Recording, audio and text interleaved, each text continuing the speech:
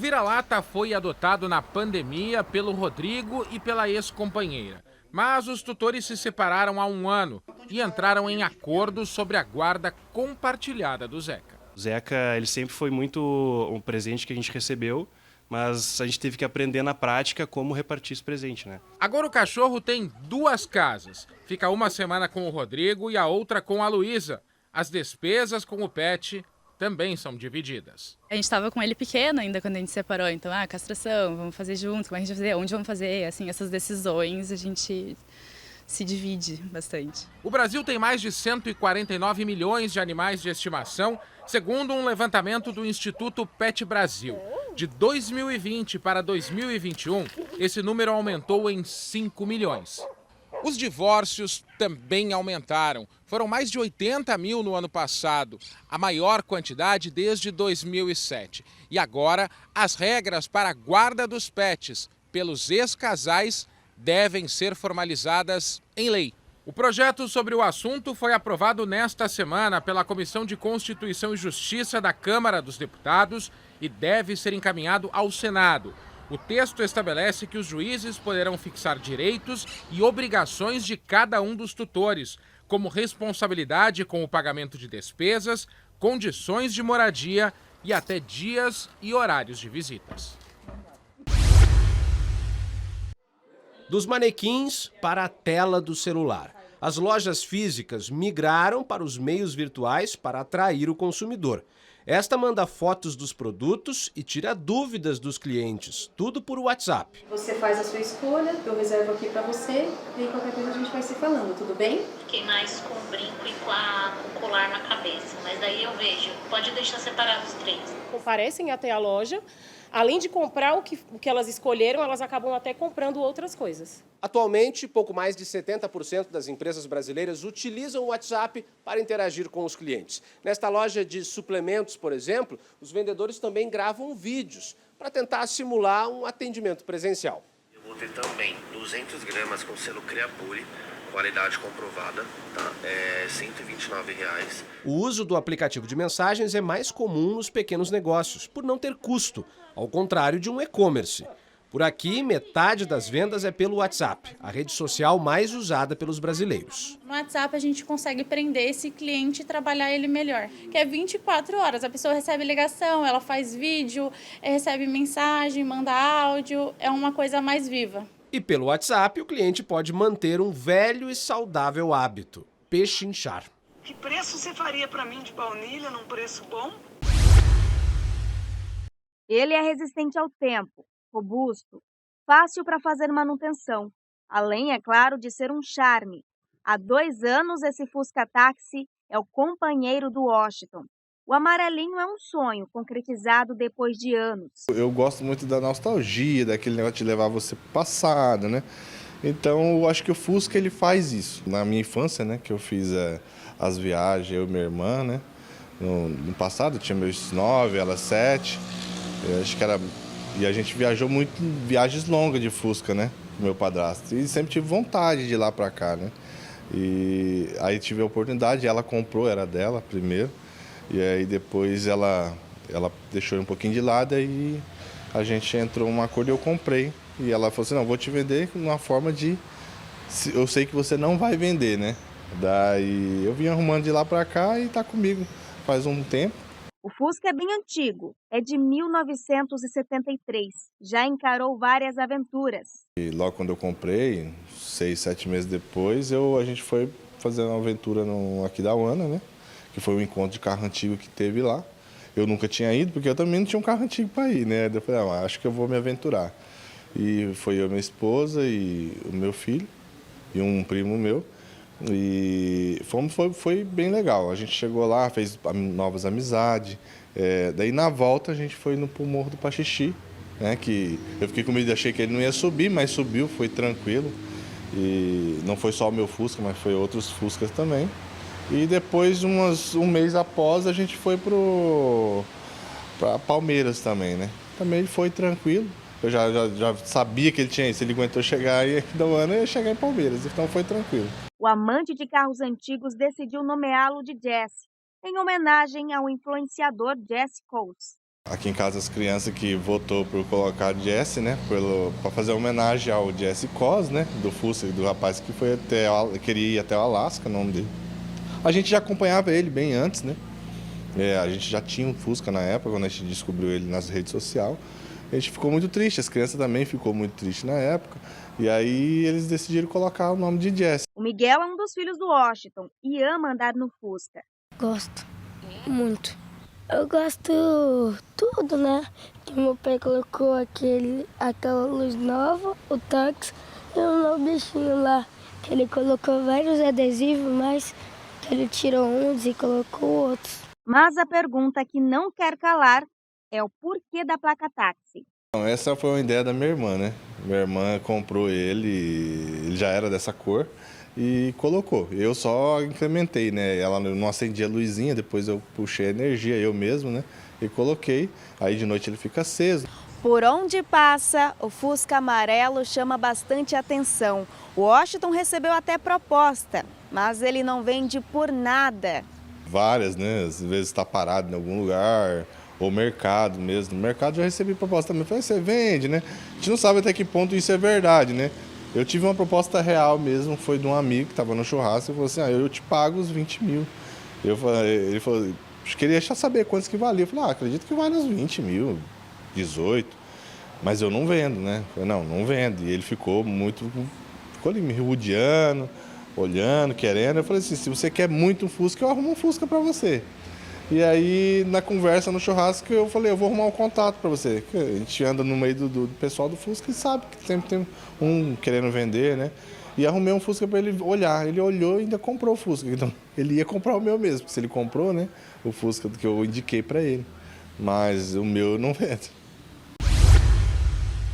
Em Campo Grande, o agendamento do exame preventivo agora pode ser feito pela internet. A partir de agora, as mulheres podem agendar o seu preventivo online, né? Através de um celular, de um computador de casa, ela pode acessar esse sistema, esse aplicativo e estar agendando, escolhendo a unidade de saúde da sua preferência e também o horário que melhor se adequa aí à sua rotina. O exame preventivo Papa Nicolau, usado para detectar alterações nas células do colo do útero, é ofertado em todas as unidades básicas e de saúde da família da capital durante o ano todo e pode ser feito por mulheres a partir dos 16 anos. A superintendente da Rede de Assistência em Saúde do município explica que a novidade vem para trazer comodidade às mulheres e aumentar a quantidade de pacientes nos consultórios. Então a gente oferta aí uma média de 8 mil exames por mês e a gente agenda em média 2 mil pessoas por mês, mulheres.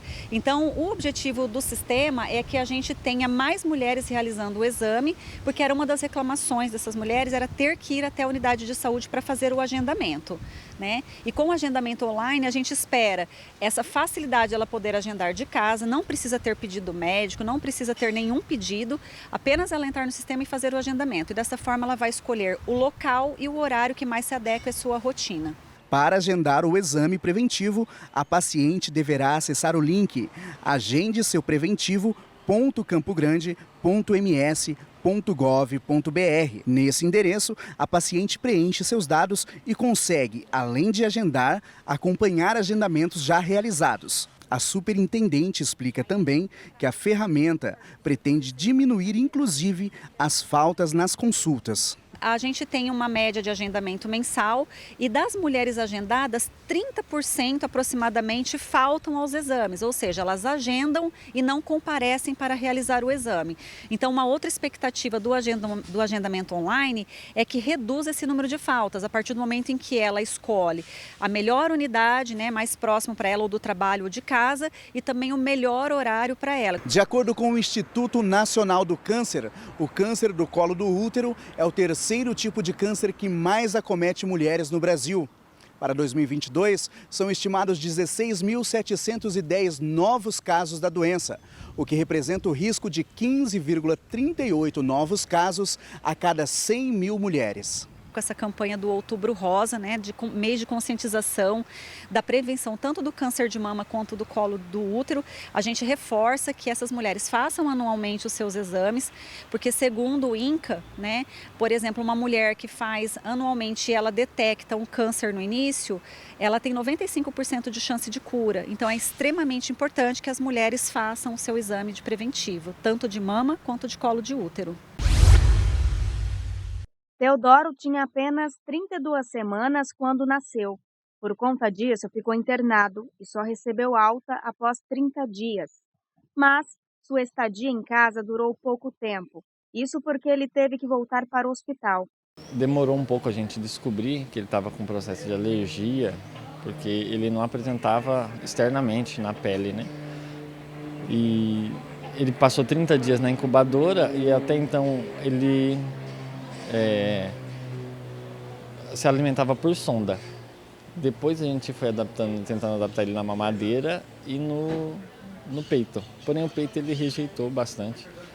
E após isso a médica pediatra mudou o leite dele para um leite que ela achava ser um pouco mais forte. Aí sim desencadeou totalmente a alergia dele, que aí ele apresentou na pele mesmo e no cocôzinho. Desde aí, então, ele ficou internado novamente, fazendo testes de outros leites e para ver se continuava essa reação e assim continuou. A rotina do Ederson e a esposa é de revezamento. Dessa forma, conseguem administrar os cuidados com o pequeno. Ela está internada com ele, né, porque ela é acompanhante.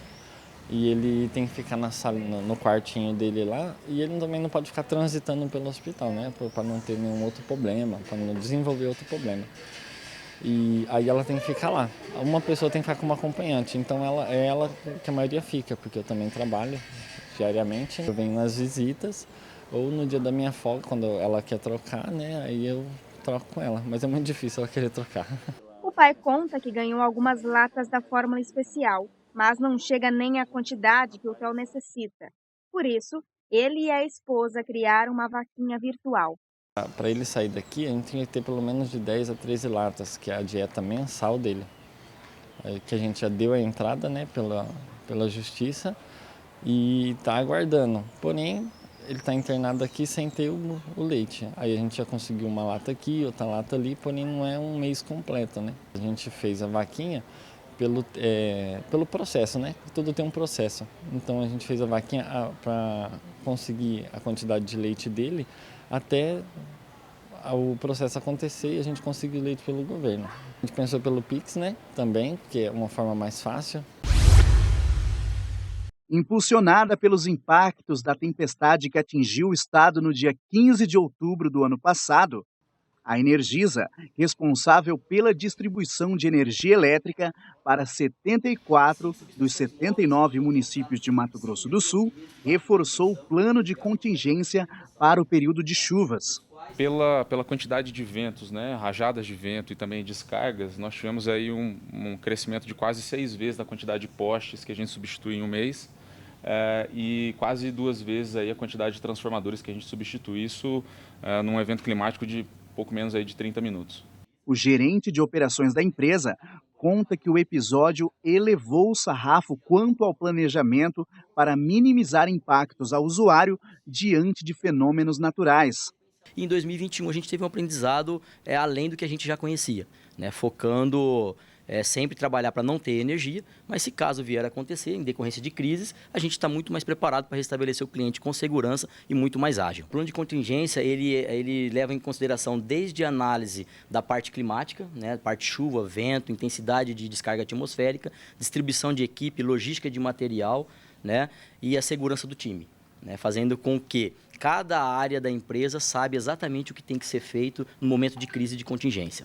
O nível de contingência é classificado em 4 bandeiras: verde para condições normais, amarelo sinal de alerta, vermelha contingência de nível 1 e preta contingência de nível 2. O Centro de Operação Integrado é o coração da empresa. É daqui que equipes monitoram 24 horas por dia toda e qualquer ocorrência, acionando a operação para que o atendimento seja feito no menor tempo possível.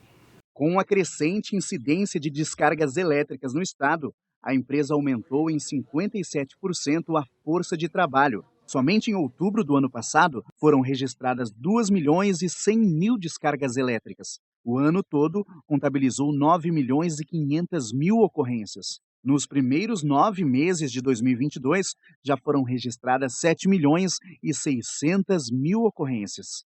Nós estamos preparados para qualquer situação, né? Seja independente da região do estado, né? No Cone Sul, ou na região norte ou no centro. A gente está preparado para qualquer situação climática. A temporada de chuvas começou em setembro e segue até o mês de abril. Durante esse período, sob chuvas fortes, alguns cuidados precisam ser redobrados. A gente orienta que as pessoas não saiam de casa, né, evitem ficar próximo de árvores em regiões descampadas, né, porque ela pode ser atingida por um raio, não ficar em piscinas também, né, se retirar de piscinas, e se encontrar uma situação de árvore sobre a fiação ou a fiação no chão, que não entre em contato, né, não se aproxime, se possível, fique no local ali para que outras pessoas também não se aproximem daquela situação de risco e entre em contato com a concessionária imediatamente. A exposição por longos períodos ao barulho excessivo pode desencadear problemas graves de saúde, como distúrbios do sono, doenças vasculares e até obesidade. A Organização Mundial da Saúde estima que até 2050, cerca de 25% da população mundial tenha algum grau de perda de audição. Otamir é vizinho de uma empresa que processa materiais recicláveis. Ele conta que há mais de um ano não consegue dormir direito. Por eu trabalhar à noite, né, e ter que dormir durante o dia, no fundo, como tem a reciclagem no fundo, eu não consigo. O técnico em refrigeração diz que procurou a Semadur para relatar o problema. Eu já tentei na Semadur, já tentei na prefeitura, já tentei na Polícia Ambiental, que é a Polícia Ambiental, sei lá como que é o nome dessa guarda municipal e ambiental, e nada resolve. Ele só fala que está em andamento. E eu preciso dormir. O gerente da empresa de recicláveis explica que receberam a visita da Semadur. A Semadur ela veio aqui, verificou, tanto que pediu algumas melhorias aqui dentro. A gente fez, mandamos os documentos para lá, né? E pela Semadur a gente tá pronto. Quanto à reclamação dele, por enquanto, para nós, ele não veio aqui. Não teve nenhuma participação dele aqui conversando sobre acordo, se estava com barulho ou se não está. O nosso horário de expediente são das 7h30 às 11h e de 1h às 5h30. No entanto, essas máquinas não trabalham direto, né? Tem hora que elas trabalham 1h30 às vezes trabalham até a parte da manhã. Então, quando tem um material, ela trabalha, quando ela fica desligada. A lei do sossego ou do silêncio, como ficou conhecida, define limites de horário e faixa de frequência de ruídos permitida. Aqui em Campo Grande, a lei complementar número 8 é ainda mais específica sobre o assunto. No artigo 88, a lei diz que é proibido perturbar o sossego e o bem-estar público com ruídos, vibrações, sons excessivos ou incômodos de qualquer natureza, produzidos por qualquer forma que contrariem os níveis máximos de intensidade. Convênio que a gente tem que atuar, nós fazemos da seguinte forma. Normalmente o setor reservado vai fazer as medições, grande parte dos problemas que a gente encontra é relacionado a veículos, a pessoa tem na verdade, uma aparelhagem de som enorme no veículo, encosta nos locais e perturba toda aquela vizinhança. Então não adianta chegar fardado, vai medir, baixou o som, não tem como você executar essas medições. Então o pessoal vai, faz todas aquelas medições conforme está prescrita a norma e a gente subsidia e manda para o Ministério Público ou para a Polícia Judiciária para subsidiar as 3 instâncias. Primariamente, a gente subsidia a parte penal, que o Ministério Público pode oferecer denúncia até direta com isso, e a pessoa vai responder pelo crime de poluição, um crime ambiental que prevê uma pena de 1 a 4 anos de reclusão. As pessoas pensam que aquele som daquele carro não vai dar, pode dar prisão em flagrante, inclusive, 1 a 4 anos de reclusão. Paralelamente, a gente efetua uma multa ambiental que prevê a multa por poluição, a mesma poluição de você lançar um caminhão de óleo no rio, crime, infração de poluição. A multa vai de 5 mil a 50 milhões de reais. O aparelho utilizado para aferir os níveis de ruídos é este aqui. O policial vai se posicionar a 7 metros do local da emissão do som. De frente para o som, ele vai fazer essa aferição. em 3 momentos distintos e 15 minutos de cada aferição. Posteriormente, ele vai para a direita e para a esquerda a 7 metros também de distância, fazendo novas 3 aferições em tempos diferentes, a fim de que seja feita uma medição aritmética para, no final, verificar se houve ou não a poluição sonora naquele local. Para evitar problemas, o bom senso ainda segue sendo o melhor remédio. E caso a diplomacia não funcione, pode recorrer à polícia militar ambiental, pode recorrer ao Ministério Público, ao órgão ambiental, porque também é uma infração ambiental. Então ele tem todo mundo, como é um crime, como é uma infração, como é uma perturbação, como é uma infração civil também, a perturbação do sossego, o Código Civil também tem essa previsão também, pode se socorrer de toda a estrutura pública para que haja a providência e ela seja sanada. Você na certa já passou pela Zaran e viu essas câmeras que ficam ao lado dos semáforos, né? Elas estão presentes ao longo de toda a avenida, desde a Joaquim Murtinho até a Avenida Calógeras, e fazem parte de um novo sistema chamado semáforo inteligente. A gente tem 2 tipos de controladores de semáforos na cidade. Nós temos o tempo fixo e o tempo real. O tempo fixo é aquele que eu programo os diversos planos ao longo do dia, por exemplo, pico da manhã, entre pico da manhã, pico da tarde, a madrugada.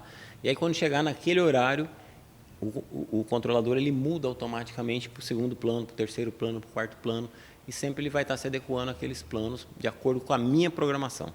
O tempo real não, esse que nós temos nas Zaran. Você pode observar que ele tem uma câmerazinha em cima, ela tem um software, ela fica analisando o trânsito o tempo todo.